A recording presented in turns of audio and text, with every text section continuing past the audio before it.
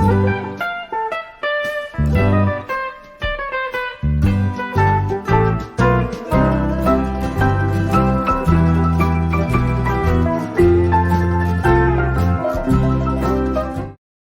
सभी को, मैं मत्तू केवट।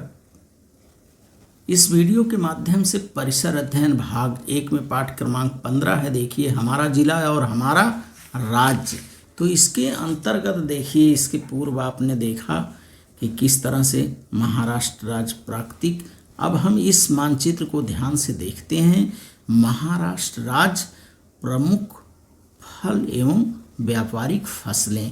तो इस मानचित्र को हमें ध्यान से देखना है और इस मानचित्र का निरीक्षण करके हमें क्या करना है, इसके नीचे जो प्रश्न दिए गए हैं उन प्रश्नों का उत्तर हमें ज्ञात करना है। तो इसमें देखिए, इस मानचित्र में फलों के नाम दिए गए हैं और इसमें फसलों की सूची दी गई है। देखिए, जैसे फल है और व्यापारिक फसलें हैं। तो महाराष्ट्र राज्य में जैसे देखिए, आम है, चीकू है, केला है, संतरा है, काजू है, अंगूर है, नारियल है, सुपारी है, ये फल है। और गन्ना, कपास, हल्दी, सब्जी और प्याज जो है ये व्यापारिक फसलें हैं। तो महाराष्ट्र राज्य में इन फल और व्यापारिक फसलों का क्या है, उत्पादन किया जाता है। तो इस मानचित्र का हमें क्या करना है, निरीक्षण करना है।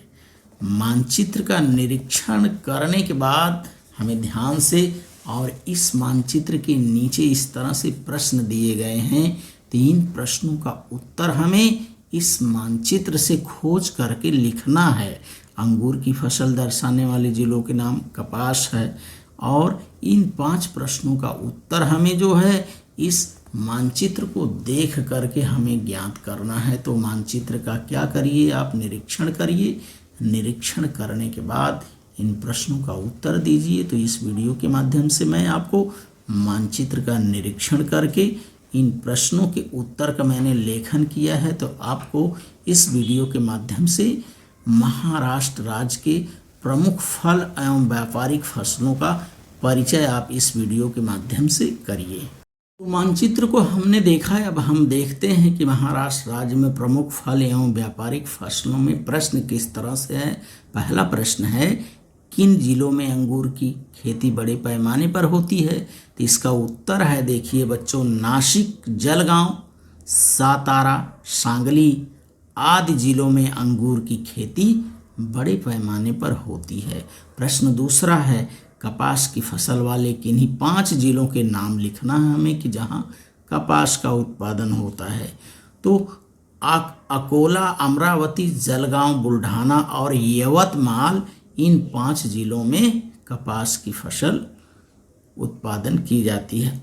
अकोला, अमरावती, जलगांव, बुल्ढाना और यवतमाल में कपास की फसलों का उत्पादन होता है।